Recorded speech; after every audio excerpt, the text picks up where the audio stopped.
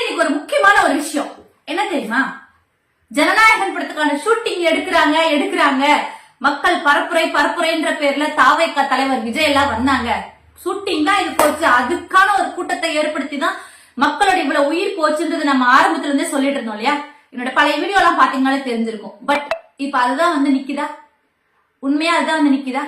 Shooting எடுத்தீங்கன்னா 63 drone camera வச்சு நீங்க பண்ணீங்க. அது வந்து மறுப்பு தெரிவிக்கவே இல்லை. அவங்க அதை பத்தின எந்த ஒரு விமர்சனமும் வரல. அமைதியா போய் பனையூர் பங்களால பூந்தவங்க வந்து அப்படியே அடுத்தடுத்து கரெக்டா வந்து ஒரு 30வது நாள் வந்து அழுவாங்களாம். 39வது நாள் பொதுக்குழு திரும்ப கூட்டிடுவாங்களாம். என்னது இதெல்லாம்? ஓகே மக்களே, இப்ப வந்து நம்மளுக்கு பிரச்சனையே கிடையாது. ஏன்னா ஜனநாயகன் படத்துல அது ஒரு போஸ்டர் வச்சிருக்காங்க. 41 பேர் உயிரை பழி வாங்கிட்டு அதையும் ஒரு அடையாளத்துக்காக போஸ்டர் வைக்கிறாங்க பாருங்க. இவனுங்கள மாதிரி தரங்கட்ட ஜென்மங்கள் இருக்கவே முடியாது. இதுக்கும் வந்து ஃபயர் விட்டுட்டு திரியிறானுங்க பாருங்க. அதெல்லாம் வந்து திருத்தவே முடியாது. ஆனா ஒரு விஷயம் மக்களே, இந்த ஜனநாயகன் படத்தோட போஸ்டர் எப்ப வந்து படத்துக்காக நடத்த ஷூட்டிங்காக நடத்த ஒரு மீட்டிங்க எல்லாம் போட்டு அதுல வச்சு நான் அப்படிதான்டா இது என்னோட நான் வந்து பிறப்பு இது எல்லாமே எனக்கு வந்து சினிமா தான் அப்படின்னு சொல்லிட்டு காட்டி கொடுத்துருச்சு. மக்களே, துக்கம் நடந்த வீட்டுல வந்து பார்த்திருக்கணும், பார்க்கல. இன்னொரு விஷயம், கரெக்டா 23வது நாள் சம்பவம் நடந்து 23 நாள் கழிச்சு அக்கௌண்ட்ல அவசரமா பணம் போட்டு விடுறாங்க.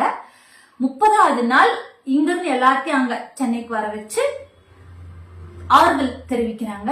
39வது நாள் திரும்ப அவங்களுடைய தாவேகா சார்பில் பொதுக்குழு கூட்டம் கூட்டியாச்சு.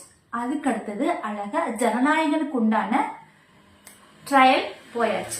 ஓகேங்களா? இதுல நம்ம முக்கியமா பார்க்க வேண்டிய விஷயம் என்னன்னா, எப்பேற்பட்ட ஒரு பேரிழப்பு அந்த தாவேகானால வந்தாலும் சரி, அவங்களுடைய ஒர்க் என்னவோ சினிமா அதுல தெளிவா இருக்காங்கன்றத மக்கள் தான் புரிஞ்சுக்கணும். அவனோட வேலை அது. சினிமா நடிக்கிறது அவனோட வேலை. அதுக்குண்டான ஏற்பாடுகள், அதுக்குண்டான ட்ராக் பிடிச்சு அவ பாட்டுக்கு போயிட்டே இருக்காங்க. மக்கள் தான் லூசுத்தனமா போய் தெரியாங்க. ஓகே, எனிவே பாதிக்கப்பட போறது அறிவார்ந்தவர்கள் கிடையாது. அறிவு இல்லாம இவன் இப்படிதான் பண்றான்னு தெரிஞ்சு போய் விழுந்தவங்களுக்கு தான் இந்த பாதிப்பு. தமிழ்நாடு முழுவதும் இந்த 41 உயிர்களுக்கு செய்த 20 லட்சம் இருக்கு இல்லையா, அதுதான் அவங்களுடைய ஸ்ட்ராட்டஜி, பிசினஸ், அரசியல் கிடையாது. மக்களுக்கு அந்த 20 லட்சம் பண்ணத அதை வச்சுதான் அவங்க பிசினஸ் பண்ண போறாங்க. சரி, நான் கேட்கிறேன், இதுல எங்க இருந்துடா செந்தில் பாலாஜி அண்ணா வந்தாரு? சொல்லுங்கடா. நீங்க கூட்டம் கூட்டினீங்க, ஒழுங்கா அதை பராமரிப்புல அவங்களுக்கு தேவையான செய்யல. நீங்க ஷூட்டிங்க்கு நீங்க எடுங்க என்ன கன்றாவே பண்ணிருப்போங்க. போற போக்குல எதுக்குடா செந்தில் பாலாஜி எதுக்குடா வந்து போட்டு விட்டு போனீங்க? அப்படியே சொல்லுங்கடா. எதுக்காவது பதில் இருக்கா? மானங்கட்டவங்களே, எதுக்காவது பதில் இருக்கா? போற போக்குல அப்படியே ஒரு பிரச்சனை ஆயிடுச்சு. ஆரவர்ஜன் சொல்றான், பைத்தியக்காரட்டம் 48 மணி நேரம் கழிச்சுதான் எங்களுக்கு என்ன நடந்துச்சுன்னா புரிஞ்சு நம்ம டிவில பார்த்தோம். இப்ப சொல்றான் பொதுக்குழு கூட்டத்துல எங்க சொந்தங்களை நாங்க இழந்திருக்கோம், 41 உயிர் போயிருச்சு, அது எங்களோட உறவுகளை நாங்க இழந்திருக்கோம், அந்த வழி எங்களுக்கு இருக்குது. லூசுக்க முன்னாடி அப்படியே நேரா அந்த ஒரு பைய தூக்கிட்டு போனவே நேரம் டெல்லிக்கு ஓட்ட. இங்க ஏதோ கரூர்ல ஊர் எல்லையில இருந்தானமா, டெல்லிக்கே ஓடியாச்சு. டெல்லியில போய் துக்கம் அனுசரிச்சிருக்கான். பேஸ்கெட் பால் விளையாண்டுகிட்டே துக்கத்தை அனுசரிச்சிருக்கான். சரி ஓகே எனிவே ஒவ்வொருத்தரும் ஒரு இதை மாதிரி இருப்பாங்க. ஆனா நான் கேக்குறேன், இதுல செந்தில் பாலாஜி நம்ம எதுக்குடா இழுத்தீங்க? அவ்வளவு பயம், திரும்ப கரூருக்கே வர முடியாத அளவுக்கு பயம். அந்த பயம் தான், அதான் அந்த பயம் தான் வேணும். அதுதான் செந்தில் பாலாஜி எப்படி எங்க வந்து நிக்கிறாரு பாத்தீங்களா?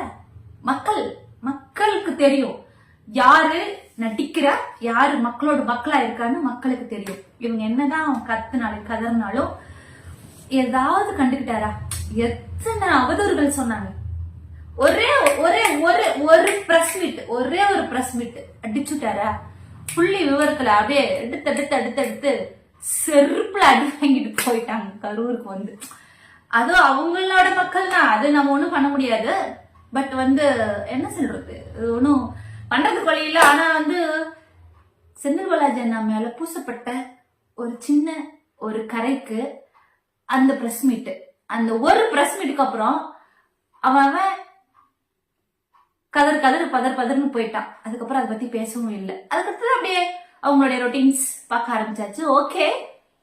ஆனா இப்ப என்ன தெரியுமா, பிஜேபி கூட தாவேகா மறைமுகமா இல்ல, நேரடியாவே இருக்கு. ஏடிஎம்கே மறைமுகமா இருக்கு. எல்லாம் இப்ப ஓப்பனா வந்துருவாங்க. சுத்தி வளைச்சு திராவிட முன்னேற்ற கழகத்தை வீழ்த்தலான்னு மட்டும் எவன் நினைச்சாலும் நடக்காது. மக்களுக்கு எஸ்ஐஆர்னா என்னன்ற விழிப்புணர்வு இன்னும் வரல. வரும், கண்டிப்பா வர வச்சிருவோம் நாங்களாம், சரிங்களா?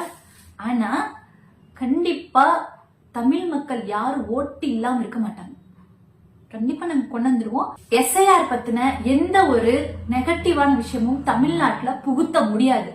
மற்ற மாநிலங்கள்ல எப்படி எல்லாம் ஏமாத்துனாங்களோ அது மாதிரி தமிழ்நாட்டுல முயற்சி பண்றாங்க, பண்ணட்டும். ஆனா நாங்களாம் இருக்கோம், எல்லாத்துக்கும் சப்போர்ட் பண்ணுவோம்.